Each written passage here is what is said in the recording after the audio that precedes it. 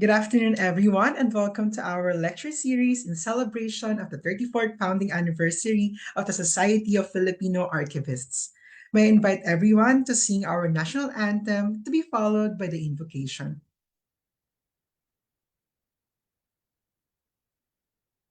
Mga kababayan, ang pambansang awit ng Pilipinas.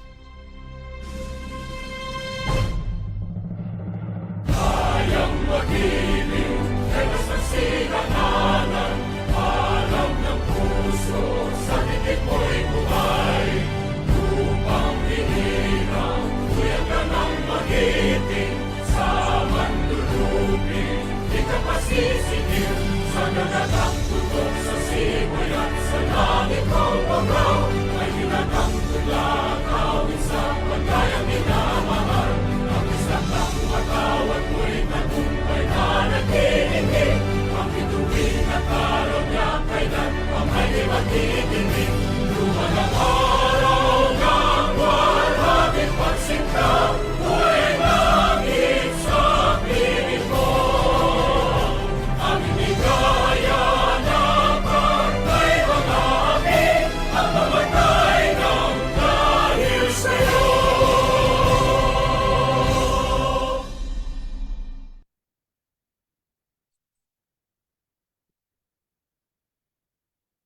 In the name of the Father, and of the Son, and of the Holy Spirit. Amen. Heavenly Father, we thank you for the opportunity to gather today. As we prepare to start our session, may your love be our foundation, your grace be our guide, and your hope be our compass throughout this activity. Bless our speakers who will share their knowledge and expertise today. And we pray that you guide us throughout the entire session and grow wisdom and knowledge not only in our minds, but also in our hearts. This we ask in the most holy name of Jesus, our Lord. Amen.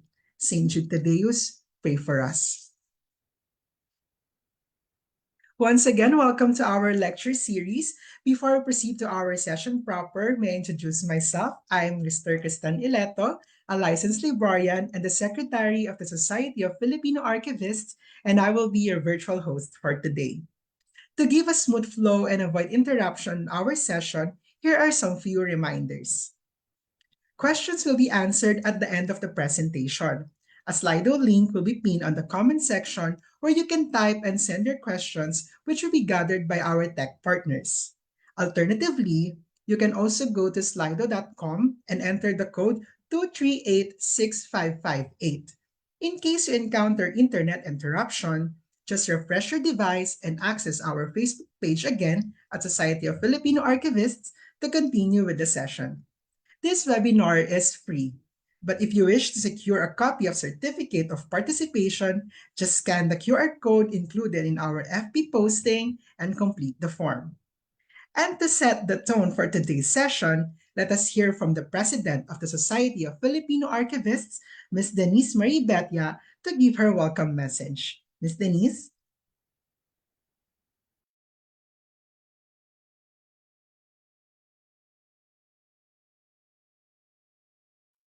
Thank you, Kristan. And magandang araw po sa inyong lahat. Before I begin, I wish to acknowledge the presence of two of our pillars and past presidents of the Society of Filipino Archivists, NCCA National Committee on Archives Head, Ms. Emma M. Ray, and Professional Regulatory Board for Librarians Chairperson, Honorable Yolanda C. Granda. Magandang hapon po, Ma'am Emma and Ma'am Yoli. Distinguished guests, fellow archivists, colleagues, and friends, it is with great pride and deep gratitude that I welcome you all to this SFA lecture series in celebration of a momentous occasion, the 34th anniversary of the Society of Filipino Archivists.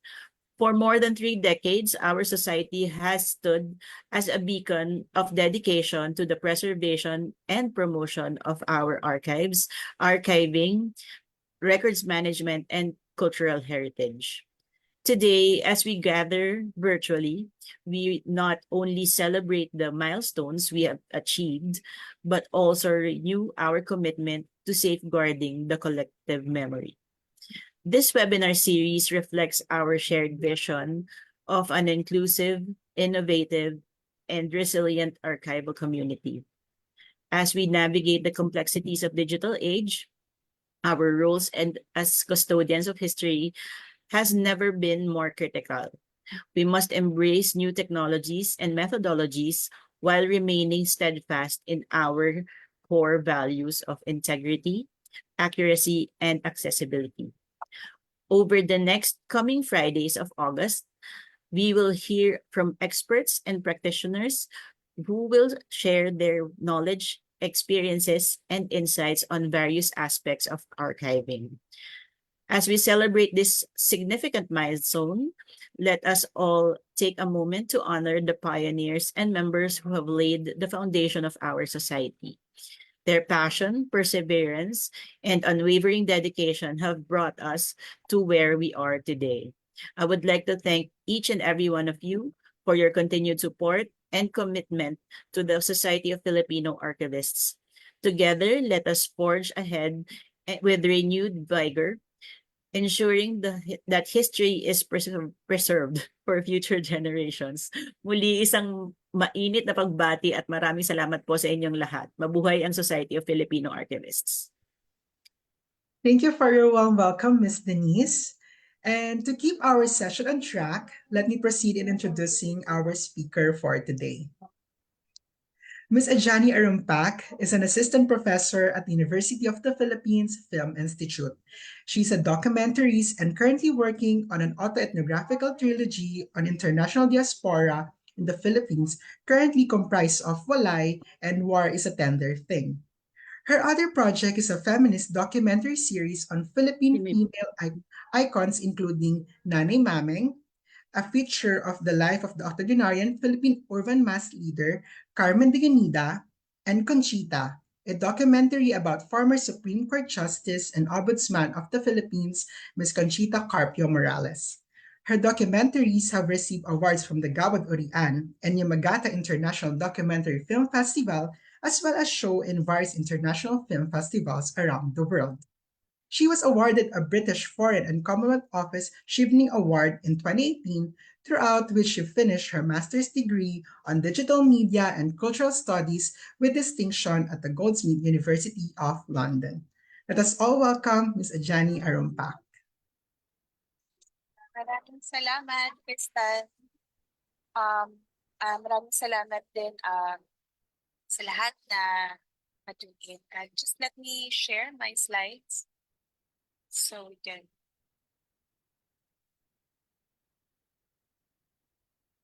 May I ask if you can see it, my slides, Kristan? Yes, Miss, clear po. Thank you so much. So, magandang umaga po sa lahat. I am Adjani Arumpac, and I'm proud to represent a group of dedicated individuals collectively working on a project entitled Nation, Pedagogy and Cinema, the University of the Philippines Film Institute, AV Archive Collection, 1966 to 1995. So as introduced by Kristen, I am an assistant professor at the UP Film Institute, and with me, working with me are my colleagues from the UPFI Film Archives and Library, including former head archivist Mac Junio, and university researchers Adrian Mendizabal and Angela Chavez. All of them are also members of the Society of Filipino Archivists, who graciously gave us the platform today to share our project to the public. So for that, let me start by saying my sincere appreciation to the SFA. In a nutshell, this is a project. Kalimutan ko pakitin. Ito kami. Ako, si Mac, si Ella, si Adrian. And in a nutshell, this is a project funded by the University of California, Los Angeles, UCLA Library. It is an initiative by the UCLA called the Modern Endangered Archives Program that I will be referring to from now on as MIAP or MIAP. The project is initiated by the UP Film Archives Library and supported by the SFA.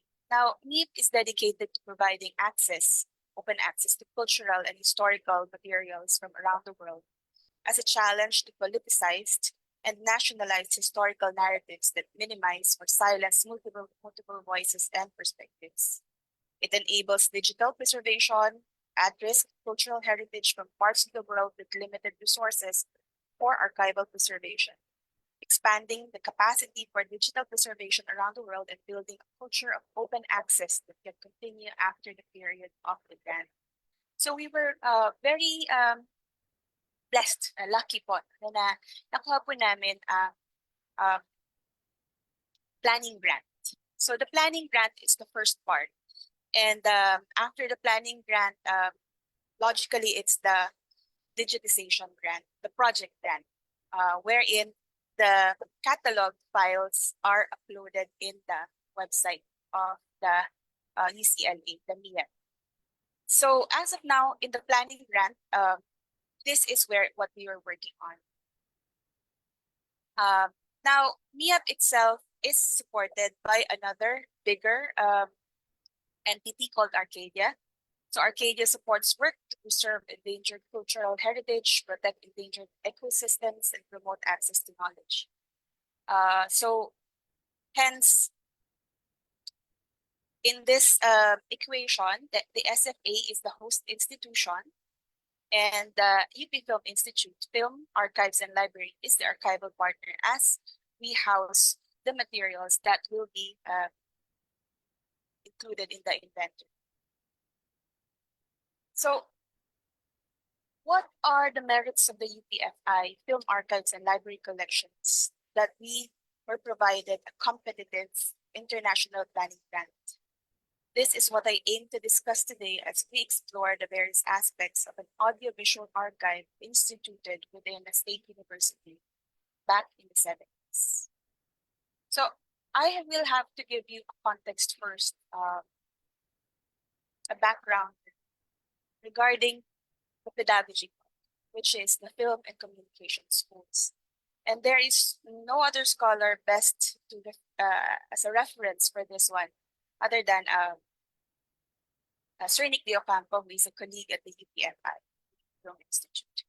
So filmmaker, historian, and educator Nick de Ocampo's body of film scholarship from the short film Emergence of a New Philippine Cinema in 1985 to the alternative cinema, the unchronicled history of alternative cinema in the Philippines, published in 2022. It provides an extensive account of the development of Philippine alternative cinema, initially through the cultivation of the short film form. So accordingly, the thriving alternative cinema in the Philippines was nurtured within the emergent film and communication schools that were all established serendipitously in 1974. This is where students produced short films as creative exercises. So these pioneering film education initiatives were headed by Filipinos who themselves were graduates film and media programs from various institutions and universities abroad. We have University de La Salle Department of Communication, who was and is still supervised by Clodoaldo del Mundo Jr. or Doy del Mundo, who graduated with a Master's of Arts in Radio, Television, Film in 1974 from the University of Kansas and a doctoral degree in Communication Studies at the University of Iowa in 1994. Ateneo de Manila Department of Communication is headed by Father Nicasio Cruz, who studied cinematography at the London Film School in 1975 to 1976. Mowal Fund Film Institute was headed by Nick De Ocampo, who under a Fulbright Scholarship grant, De Ocampo earned his MA degree in Cinema Studies at the New York University in 1989. He was also a French government scholar at the Atelier de Formation au Cinéma Direct in Paris. So the MFI, unlike the other film schools, was established in 1979, not 1974. It was the educational program of the Mowal Fund, or Movie Welfare Foundation, a nonprofit private enterprise in the service of the workers in the Philippine Nation. Now, the last but not the least is the UP Film Center. So the UP Film Center was headed by Virgie Moreno, studied at the British Film Institute in London under a British Council grant in 1969. The emphasis, all these four that I just introduced to you, the emphasis on the Western education of the Filipino film school heads is due to the fact that cinema, of course, is a foreign technology. The transfer of technical skills through hands-on training is necessary for film education. So interestingly enough, in the UP Film Center, there was a twofold focus: cultivating technical skills in production through film literacy workshops, or the cinema as art workshops, and by establishing an archive with a trained archivist. So the Film Archives facility was conceived as an integral part of then UP Film Center when it was established in 1976. Its development began with a collection building, training archivists, as well as the completion of basic preservation facilities. So we see here a photo of Ma'am Anela Mendoza Manalo that I found online. Ma'am Anela was the center's first film archivist. So the Film Archives Program served as documentation function of the UP Film Center activities, particularly documentation of the cinema as art workshops. However, as Mendoza pursued further studies in archive and library work, she also innovated the archival practices of the UP Film Center. After her UNESCO Fellowship for Film Archives in 1982, she also undertook studies in film maintenance practices, notably in the LVN studios, where she helped in establishing the latter's Film Archives program. In 1990, she submitted her MLS thesis feasibility study for the operation of a Filipino Film Archive facility in the Film Center of the University of the Philippines. She submitted this to the UP Institute of Library Science, now called School of Library Information Science. However, Ma'am Anela resigned from her post in 1995. So you can see here some pages from her pioneering thesis submitted to the UP Institute of Library Science. Significance of the study. Let me read it to you. First and foremost, this feasibility study serves as the guidelines for a more organized operation of an already functioning film archive facility of the UP Film Center. The operations of a film archives are difficult, tedious, and expensive in terms of financial costs. Therefore, A formal study can prevent unnecessary mistakes, which may be costly, such as knowing the qualifications of personnel before deciding to hire a trained persons, or making unnecessary experiments with chemical applications for film restoration. It was once asked, does the University of the Philippines need a film center? One answer would be, if the university did not have a film center, then there is very little to distinguish it from universities in the 19th century. The invention of film is a 20th century phenomenon. Film has become a powerful medium and has touched the lives of practically all people. Without the film center, said university would negate or give no recognition to all the creative efforts of Filipino filmmakers, as well as the cinematic history of the rest of the world.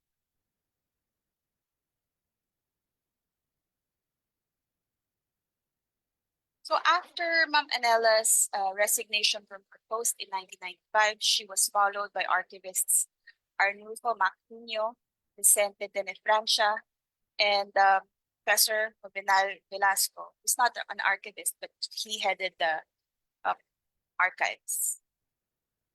Now, in 2003, the UP Film Center was merged with the Film and Audiovisual Communication Department of the UP College of Mass Communication. This merger established what is now known as the UP Film Institute.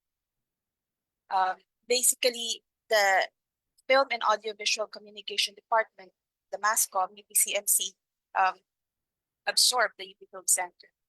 So to learn more about the Film and Audiovisual Communication Department of the UP College of Mass Communication, we have to backtrack a little. What you see here is the Board of Regents file regarding the BA Film Program proposal. It's a pioneering proposal for the first BA Film program in the country. So the BA Film program of the Film and Audiovisual Communication Department of the UP College of Mass Communication is, again, the earliest film program in the country. It was approved by UP in 1954. Now, what was happening? So we backtrack further. We take a wider look what was happening during that time, 1980. The developments at the time in the Philippines were encouraging for filmmakers, for the film scene in general. As on the surface, the Marcos government support for the film industry was at full momentum. So in 1982, the Experimental Cinema of the Philippines, or ECP, was established to manage the Manila Film Center, state-of-the-art infrastructure that was envisioned to hold the Manila Film Festival and house the National Film Archives and Museums. So helmed by Aini Marcos, the ECP also enjoyed the privilege of being unencumbered by the oppressive film censorship practices during martial law. This was maximized in two ways: by producing critically acclaimed art films that were indirectly critical of the government, such as Peque Galiaga's Oro Plata Mata and Lino Broca's Himala, both produced in 1980. And by screening profitable prurient films such as Peque Galiaga's Scorpionites, produced in 1985. These were screened in order to continue producing the less commercial art films. These ECB-produced films were made by directors and writers who were navigating the challenges of the troubled film industry by directing sellable skin flicks for survival, while also partaking in the larger movement of artists coalesced in protest of the mounting human rights violations during martial law. So while that was happening, we go back to what I said earlier, which is the funding proposals were also crafted by emergent film schools. The AB Communication Film and Audiovisual Communication program was proposed in 1984. This proposal was crafted by film industry producers and directors who were lecturers at then the Institute of Mass Communication, before it became the College of Mass Communication. So the proposal to create the pioneering film program aimed at academically training students to become professionals, and provide manpower for the film industry.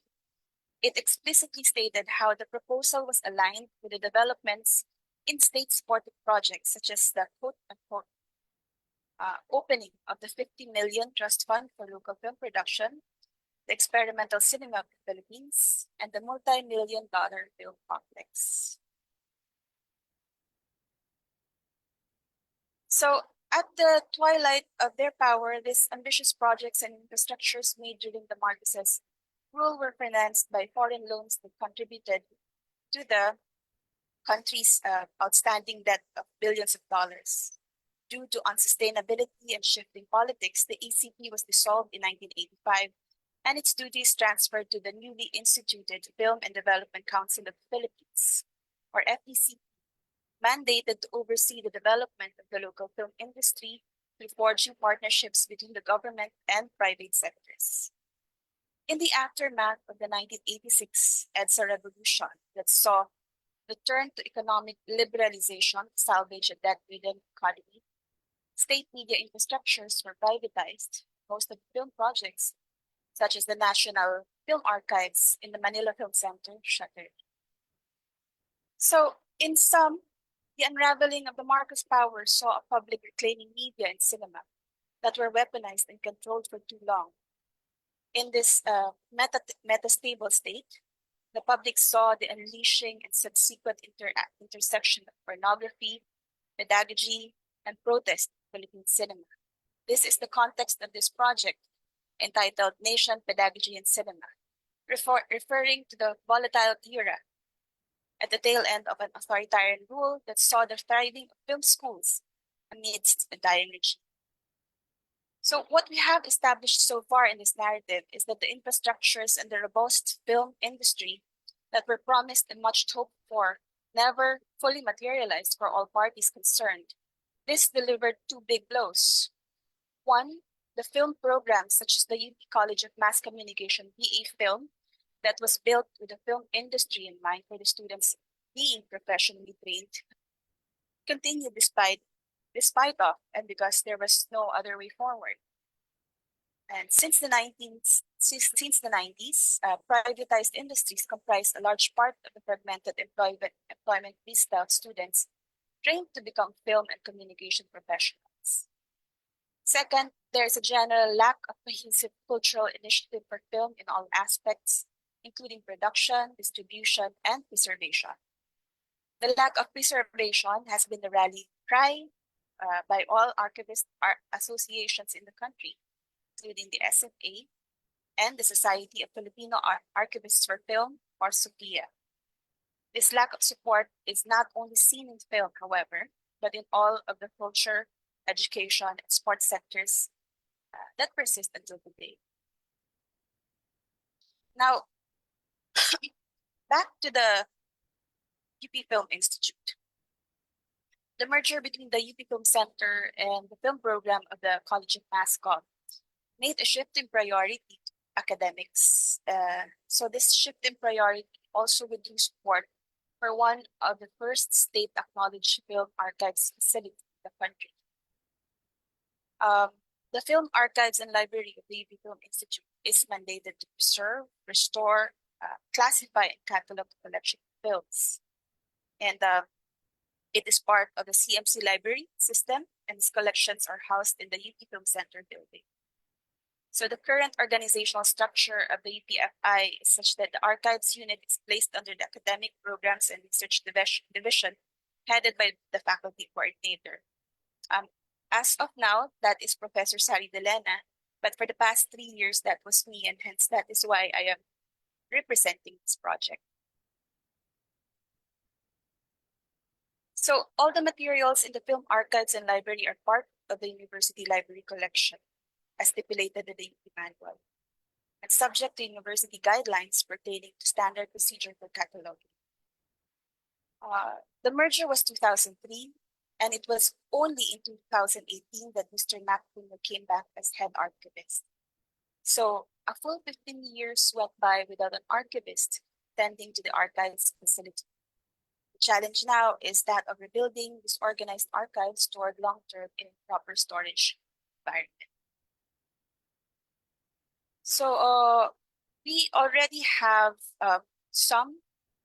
fixed some parts of our EV archives, and one of our biggest achievements to date is the thesis database of UPFI thesis database. As you can see here, it was in 2020 that we attended this workshop by the UPSLIS.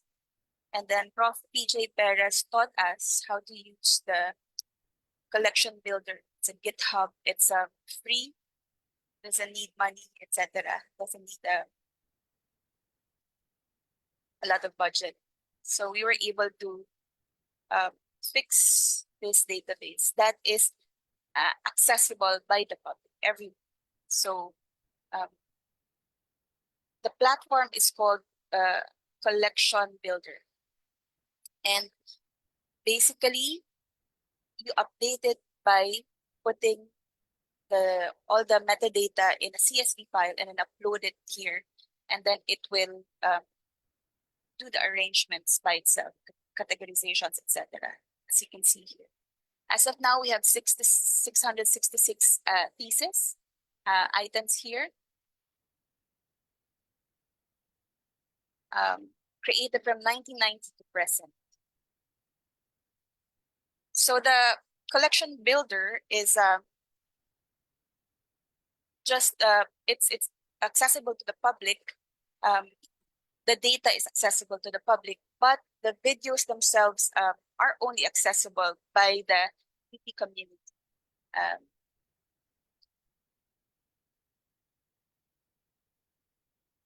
Due to copyright concerns.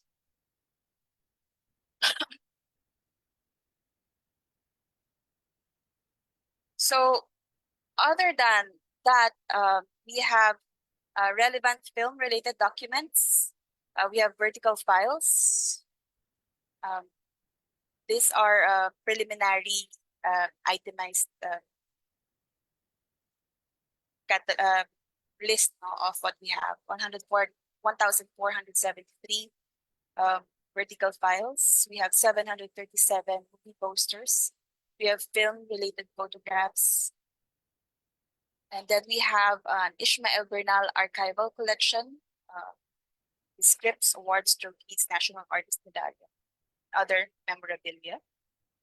We have UPFI institutional records consisting of events, posters, brochures, etc.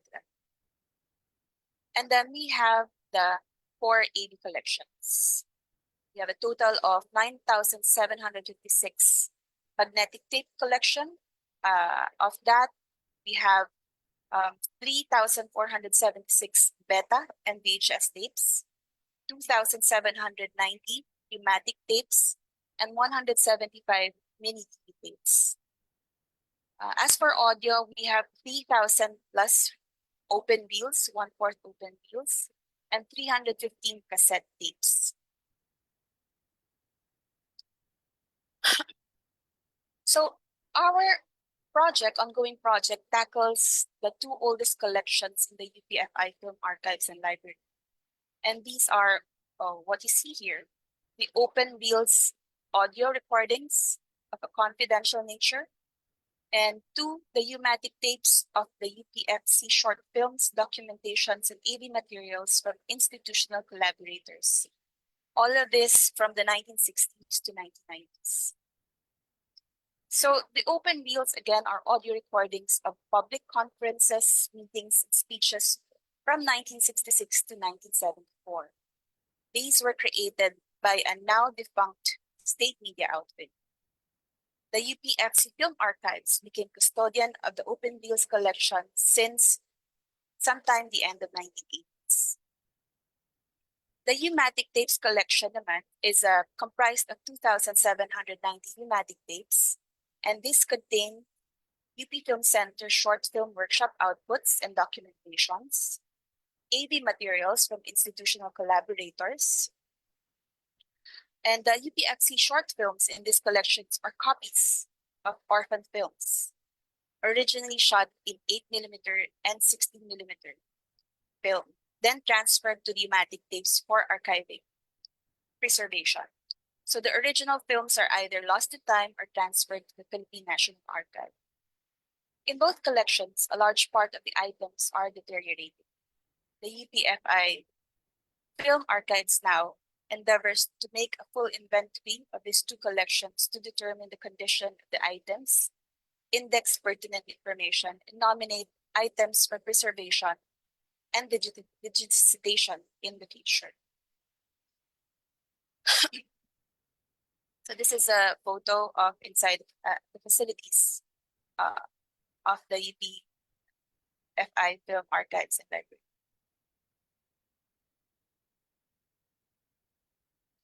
So for our project, the MIEP, the UCLA Library, provided a metadata template for us to follow, but we are allowed liberties in tweaking the fields as needed. So as you can see here, this is the metadata fields that were adopted by the team. So identifiers, file name, number of files, local identifier, items overview, what's the title, if there's a translation, if there's an alternative title, authors, creators, so there's a different levels here. Then we have the place of origin. We have publisher, volume year, issue. We have the date that the file was created, date range, language, notes, description, contents, note. We have the physical description. So what is the extent, what are the dimensions of the files, duration, medium, keywords, what's the resource type, what's the genre, subject, name, subject with regards to geographic, temporal, then access condition. What's the status of the copyright, publication, service. So since June 24, 2024, the whole team has been working to gather data from these two collections. And this is our team during the first meeting. So the anticipated outcomes of the project are first, to create a comprehensive inventory of all the items in the two collection surveys. Next is a written survey report for each of the collection that includes a general assessment of the items, that includes a summary of the scope and highlights of its collection, copyright's permission status of the two collections, and a general condition report of the collection, concluding with a conservation and preservation plan. Now, the report regarding the conservation and preservation and the copyrights are actually not needed as of now because we're just doing an inventory. But we are forward-looking that we do want to have wider public access to these materials. And so as of now, we are already working on these two parts with the end goal of, again, uploading it in a website that is publicly accessible. So I'm just going to share with you the people within the team. Our project manager is Karina Samaniego. We have a legal consultant who's young but very, very good and has been helping us lots uncovering the legal stories behind what we have, the collections that we have, Attorney Clive Maramba. We have preservation consultant Judy Galino, archives assistant Ati Irma de La Paz, project assistant Quad Corsino. We have our very hardworking collection managers, Jigs Ancheta and Japuasan. Then we have, of course, the frontliners, the processors, Eliza, Charm, Jamie, Aris, Sarah, Maya, Elmira, and Aldrin. So far, since June 24, 2024, this is what we have worked on. There is a total again of 2,790 U-matic tapes and 3,000 open rules collection. So far, items accession as of now 730 in the U-matic collection and 1,570 in the open bill collection. Our data collectors and the data managers are working double time for us to be able to finish this project within a year. So you see here other notes based on the data collection. These are the creators the of the U-matic tapes. Because of the confidential nature of the open bills, I'm sharing just the U-matic tapes for now. So it's in here you can see that the creator, most of the tapes, U-matic tapes, were created by the United Nations Videos Department of Public Information. The next, no creator, a name, and then we have a host of other UN offices, UN Radio and Visual Services Division, UN TV, UN Nations Information Center for the Philippines, etc. And then we have a smattering of LVN, and then from UP Film Center's own archives, a few other entities and names. Now, these are so far the notes on the copyright ownership and publication status of the materials. So here we have redacted, these are the open reels, 1,435 copyright ownership of that redacted name. Then 289 from the UN Department of Public Information, 321 unknown, 88 for review, 18 by UPFI, 6 by LBN. So these copyright status, these are assumptions given the information at hand. 2020 are copyrighted, and then 278 are unknown. 2 are in the public domain. Publication status, 1,132 were published, 764 are unpublished, and 404 are unknown status. Now, this is an example of digitized MIA projects. So you can see here, this is a screen cap in their website. So these are all the data that are made available to the public along with the digitized file itself. And this is our goal for these materials to be uploaded and again accessible to everyone. Now, the issue about the copyright status of the materials that we have is very important. That is why we hired the legal team to work with us so as to assist us in how to move forward with our project. And last July 27, they conducted a workshop, Rights Management for Audiovisual Archives. Now, one thing that I noticed is that the copyrights workshop garnered a lot of attention, with almost 300 individuals from various places, public and private institutions, who immediately signed up. So I'm going to provide a rundown, a summary, perhaps, of that workshop that ran for more than 2 hours. And there were a lot of discussion regarding the copyright status of the various materials in repositories all over the country. So this is the summary of Attorney Clyde Maramba's team of the analysis of the UPFI AV archive, the collections. So they categorized the files into three. So there are the tapes that have entered public domain, and there are tapes or reels that have not entered the public domain, and then there are government works.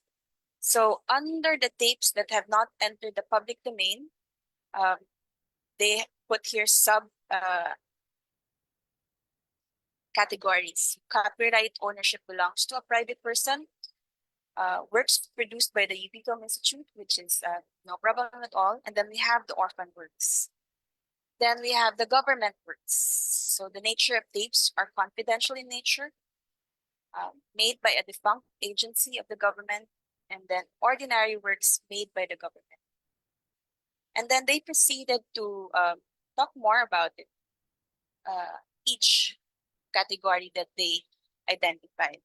So tapes that have entered the public domain are audiovisual works protected for, so audiovisual works shall be protected for 50 years from the date of publication, part of them. So if it is unpublished, it is protected for 50 years from the date of creation. So this was helpful, along with the many other bits and pieces of information that they gave. Now, under tapes that have not entered the public domain, so copyright ownership belongs to a private person, according to them. Copyright protection exists, which may belong to the owner or to the producer. So clearances from owners may be required, ensure that all memorandum of agreements, contracts, etc. are obtained to make sure contractual information is provided. So then works produced by UP Film Institute. So clearance may not be required. So they cited section 178. In the case of audiovisual work, the copyright shall belong to the producer. However, subject to contrary or other stipulations among creators, the producer shall exercise the copyright to an extent required for the exhibition of the work in any manner, except for the right to collect performing license fees for the performance of musical compositions with or without words which are incorporated into the work. This is also important to nuance this because, of course, UPFI, as you can see earlier, that the thesis database, iba po ang may copyright. Hindi siya UP Film Institute lamang, kundi yung mga students also who are the creators. So this is important to nuance. So according to section 221, points of attachment for works under sections 172 and 173, the protection afforded by this act to copyrightable works under sections 172 and 173 shall apply to audiovisual works, the producer of which has his headquarters or habitual residence in the Philippines. Totoo lang po, hindi ko na nag-implement to. Then we have the orphan works. Now, orphan works is a term that was recently introduced to me by Sir Nick De Ocampo when I told him about this proposals. Sir Nick De Ocampo was the referee to the project. So orphan works are works that are protected by copyright, but the author cannot be identified or found. So the U.S. Library of Congress defines orphan works as copyrighted works whose owners are difficult or even impossible to locate. So what is needed for orphan works? So it requires the investment of resources to ascertain the ownership of work still. So you still have to do your legwork. Uncertainty if the ownership will be known. So anonymous and pseudonymous works. The publishers shall be deemed to represent the authors of articles and other writings published without the names of the authors or under pseudonym.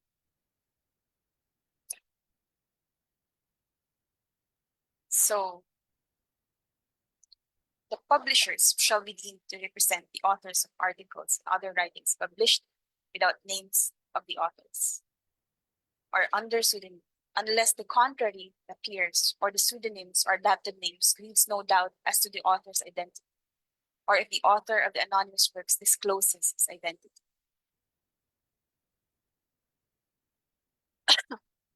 Now we have the government works, which is what we have a lot of in these two collections that we identified for this project. So first, they gave us the limitation access to public information, and this includes security matters, national defense, safety of an individual, established privilege, drafts of issuances or decisions, investigatory records, premature disclosure of information. These are cannot be shared publicly, of course. Now, how about government works that are made by a defunct agency? Then they shared this administration of transferred non-current inactive public records.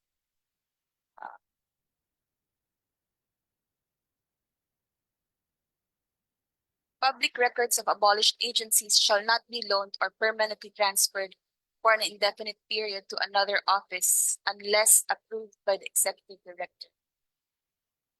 Public records of defunct agencies can be disposed of upon the recommendation of the Chief Records Center Division based on the final evaluation of the records management analyst, archivist, and approved by the executive director. So this part is important. Ordinary work. How about government works? Ordinary works made by the government. So no copyright shall subsist in any work of the government of the Philippines. So exploitation of work for profit. Prior approval of the government agency or office wherein the work is created shall be necessary for exploitation of such work for profit. So basically, there's no need for prior. But ang napag-usapan din sa workshop is that it doesn't hurt to ask permission. It will be safer. So their recommendations is to enter into written agreement with the owner and our producer of the work. So this is moving forward. That such works can be used for archival purposes and can be stored on various platforms online and physical platforms. So that agreement already includes, for example, these possibilities of storage in various platforms online. Include provisions related to the archiving of works in drafted MOA to ensure their continuity and preservation. Ensure that the provisions are specific to cover every detail of the work, as copyrights may pertain to varied parts or portions of the work as a whole. For example, the music, kaiba siya, etc. So indicate provisions if the works can be used in the interest of education or the academy. And be exhaustive in catalog. Do not forget pertinent information such as the creator, nature of the work, date of creation, and of publication, producers, first public distribution.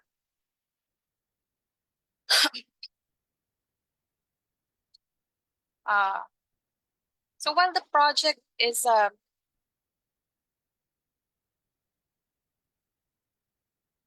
just at the start, and it would be hard to make conclusions at this point, I can say that there are many levels that this project is trying to address. First, it aims to document in full the process of cataloging these moving images that are threatened by time. Not just moving images, because there's audio reels, but those audio reels are in celluloid form. So definitely it's a race against time. This is important. The full process of cataloging, which is also what the legal team has been saying, be exhaustive in cataloging. Because while technology dies, cinema, etc., the moving image, the audio celluloid to different technologies now, the written account can live longer. So the story lives on in another format. Cataloging is just one part. The other part is the legal status of the materials, which is another source of information that can be gathered about the work. And I guess this is where we want to contribute with this project. in telling the story of these oldest AV collections that are administrative in nature. Of course, the history of media, those who have access to such equipment, are those who have either the capital, the power, or both. These AV documentations are valuable in that they point back to the privilege, power of the image maker, but more importantly, the breadth of the concern of the archive that chose to include this during a time when film studies was just a fledgling area. There is a chasm between the history of the institution and the present that needs to be abridged, a need to map the relations that led to such an archive of administration. Because even if it's preliminary, it is shaping up to be a roadmap of administration in two levels. These materials are from government offices, and these materials were systematically acquired for safekeeping in the facility. For cinema scholars, the focus on AV archives has always been on orphan films, the art films. But what an AV archive also provides is a material linked to how processes were codified in a system, more so for the earliest film program that was merged with one of the earliest archives facilities in the country.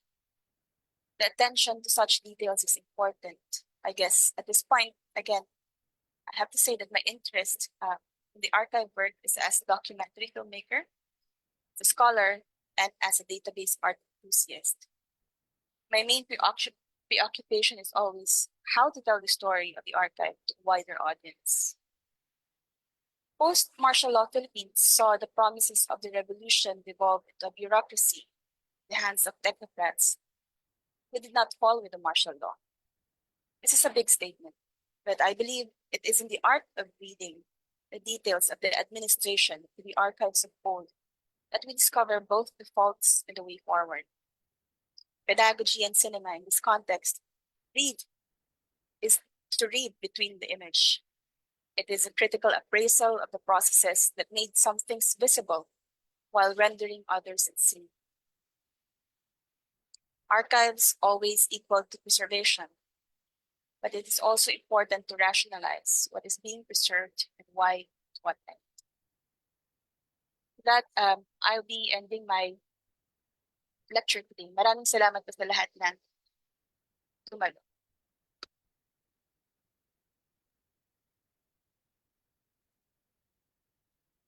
Thank you very much, Ms. Arumpac, for sharing to us your experience while working on your project on digitizing and making accessible the UPFI's archival collection. Of course, hats off to the Modern Endangered Archives Program of the UCLA for providing this grant.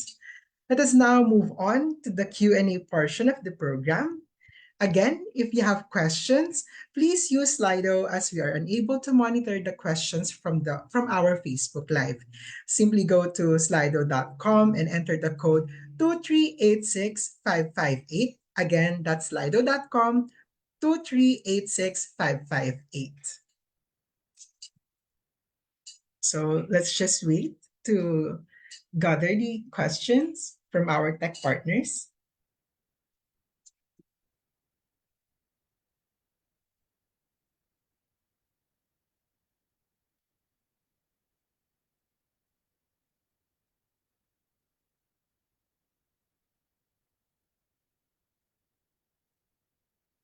Okay, so the link are posted on the presentation. Again, it is slido.com 2386558. And while waiting for the questions, we would like to recognize our participants who's watching on our Facebook page. Thank you for your continued support to the Society of the Filipino Archivists.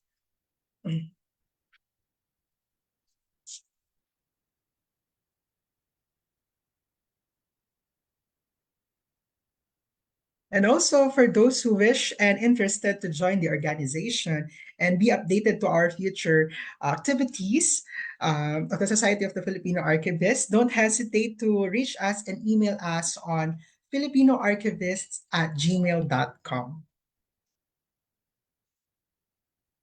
Okay, we have one question now on the screen. Let me read the question, Miss Arumpac. Okay.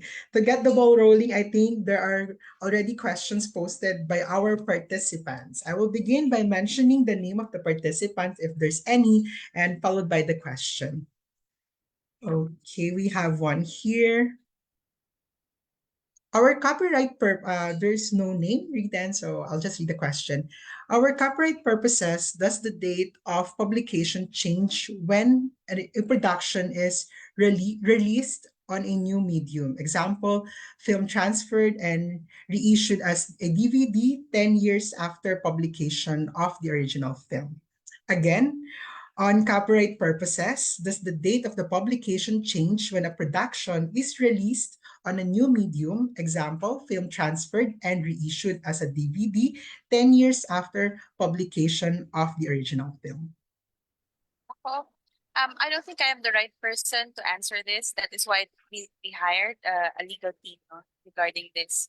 But as a filmmaker, I do know that we can, for example, tweak and edit a film, and then it is considered a new film that we can submit again, for example, to the same festival. So I guess for this one, if it's re-released on a new medium, no, I cannot really answer this because it's just a new medium now. It's not changing the film at all. Yeah, regarding the copyright purposes. So I hope may I ask for the help of my colleagues, Mac. Yes, I'm here. Yeah. Yeah. Yeah. Sir Mac Junio, good afternoon, sir. Good afternoon.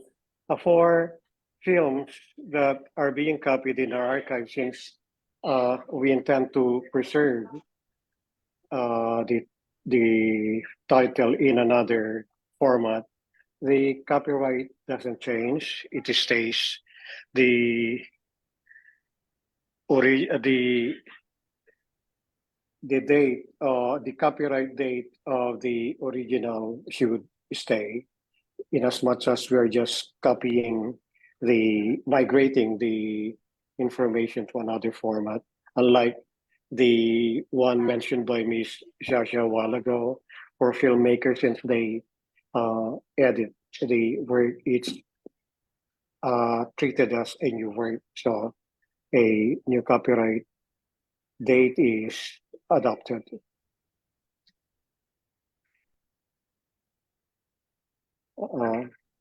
Thank you for that, Sir Mac Junio. I think na-answer ni Sir Junio and Ms. Arumpac yung question. We also have another one from Slido. The question is from Anonymous. Can the archive, repository, and or database be framed as a form of a resistance? Again, can the archive, repository, and or database be framed as a form of resistance? Yes, definitely. If it's a matter of framing, right? Which is why I was talking about. I mean, my last words were that critical appraisal of the processes that made some things visible while rendering others unseen. Archiving is it's a power, an activity of parang you exercise power, eh? And so what is in the archive is already a curation of power. But for example, nga, itong nasa UPFI film archives, what we have, for example, it makes you think, why do we have it? Right? Why do we have it? So you question it also. It's not just a matter of preservation, like blindly preserving what you have, but you also question what you're preserving and frame it in a way that is critical. That is critical. You ask, why is it in our safekeeping? Why are we keeping it safe? What is the story that we are going to tell? Why we are keeping it safe and why we are making this accessible? So resistance, again, like what you said, is a framing wherein you are aware of the history behind it, the material, and your history as a society, as a people.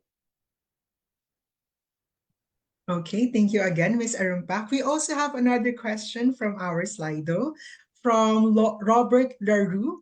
What is the process of submitting original work to the archives and what format are accepted?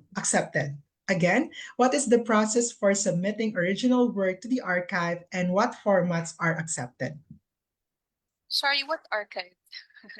Because, for example, in as of now, there is a move from within UPFI to teach the students how to do their own, to archive their own works, which I think it's a wonderful initiative by the new administration, uh, to teach our filmmakers to archive their own works.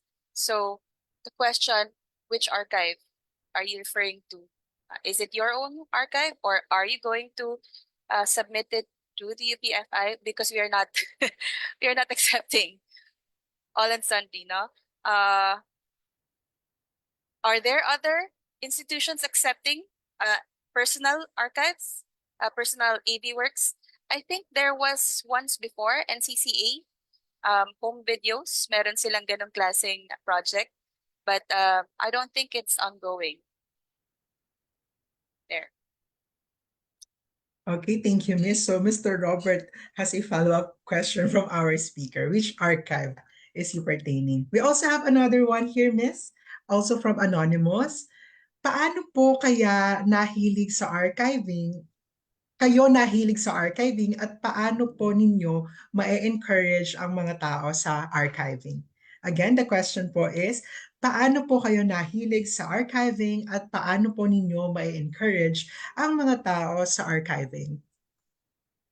So I'll be more formal because the personal reason is I'm OC. No? I archive all my stuff, but really the official what really made me realize the importance of this is during the drug war, wherein the numbers do not add up.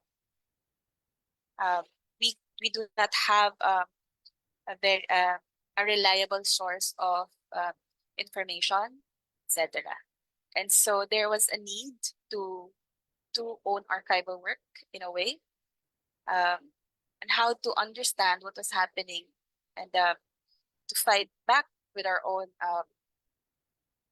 archive or numbers or tally or list, which is what was happening then. For example, Inquirer had its own kill list, a list of the names of people who were killed, extrajudicial killings victims. So that was the main reason why when I took my MA in Cultural Studies and Digital Media and Cultural Studies, where I was introduced to database art, etc. My main jump off was that the numbers are not reliable, and so how do I make my own archive from what we have?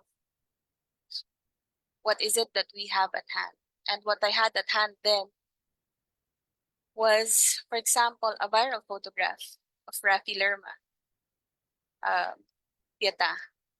So how can I make an archive out of that photo, for example?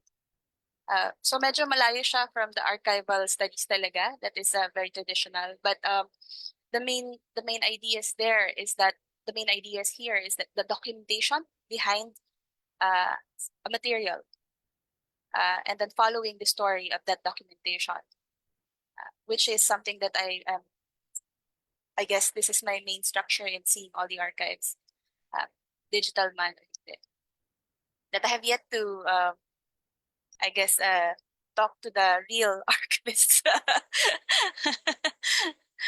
But my really my approach to archives is more of conceptual. This is something that was inspired by, for example, the groups forensic architecture who make artworks based on the numbers, documentations, archives, for example, Syrian war, etc. So I was talking to one of their consultants, Matthew Fuller, and I told him, do you really understand all of those things? So when I was in Goldsmiths doing my MA. And then he said, no, what you need to understand is how the structure works. So database, as they say, is a vessel of power. It's how it accommodates information that must be understood. It's not the information per se, and that was very, very, I guess, formative for me. Thank you very much, Ms. Arumpac. We also have another question from Slido. From Anonymous, may mga nasira po bang films ang UPFI and paano po kayo nagre-rebuild ng collection kung nagde-deteriorate na? Nakakahanap po ba kayo ng ibang kopya? Again, may mga nasira po bang films ang UPFI and paano po kayo nagre-rebuild ng collection kung nag-deteriorate na? Nakakahanap po ba kayo ng ibang kopya? So a large part of our celluloid collection was donated to the Film Archives of the Philippines in 2018. And we recently visited them, and they're in very good condition. So we were able to breathe ng maayos. Nakita namin they're in a air-conditioned room, and they're et cetera, et cetera. So beyond that, of course, definitely we lost some of the films, but we do not have an inventory. Because as I said earlier, 15 years without an archivist, head archivist, no? Some things, and also in the Philippines, sa lahat dito, things have been lost, films have been lost due to very bad archival practices or conditions. So, but I guess the sadder part is that we don't know what was lost because there was no list or there. So again, the rebuilding is to really know, I guess, what was lost, what will be lost, what can be saved. It's a sometimes it's a thankless job daw nga sabi nila. Pero it's also a very satisfying start somewhere. And I just got, for example, Doy del Mundo's book, Disconnected Media, and there he has a series of essays about archival in the Philippines and how Sophia SFA have been advocating for film preservation. It's an uphill fight still, and we are with SFA with Sophia. Okay. That We have fight. we have another question, Miss.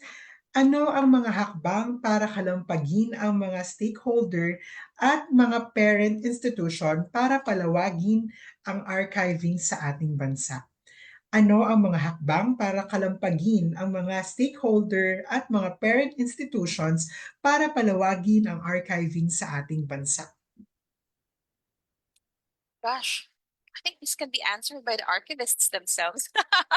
I'm a documentarist scholar, but yeah, I think what's I think if there's anything that I learned from this initiative, for example, with the lawyer talking about copyrights management, it's that and there were 300 people who wanted to know more about this, and they came from different institutions from Luzon to Mindanao, is that this is an interdisciplinary concern.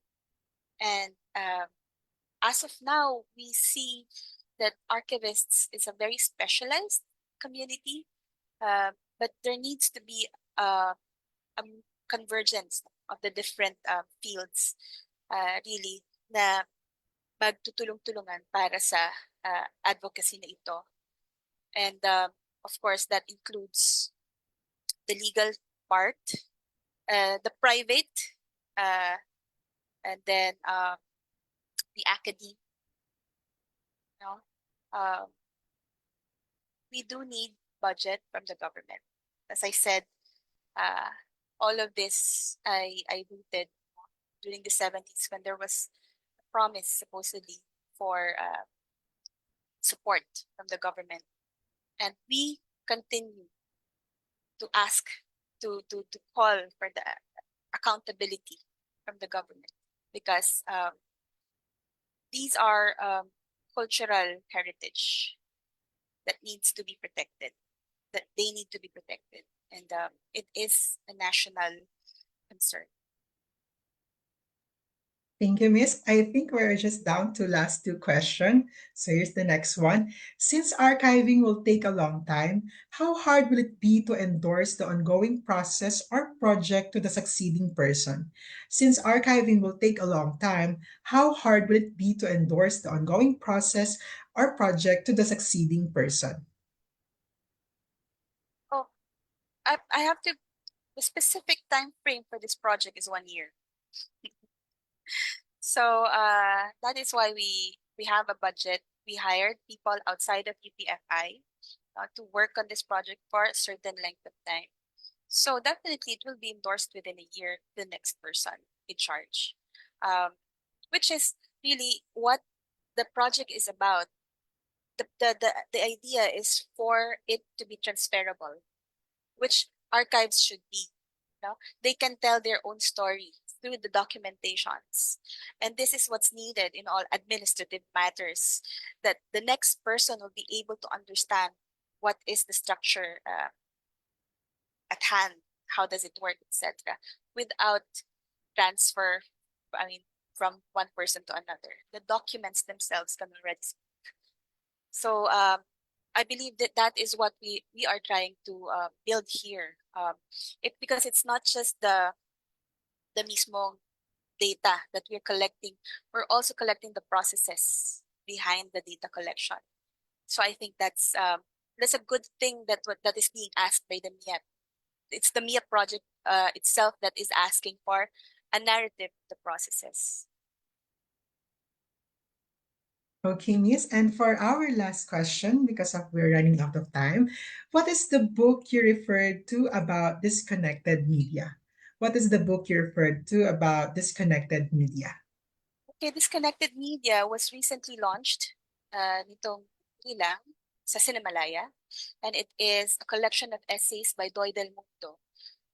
Na pinakilala ko kanina, he was one of the pioneer film professors, film studies, head honchos noong 70s, 74, when he helped establish the De La Salle Communications Department.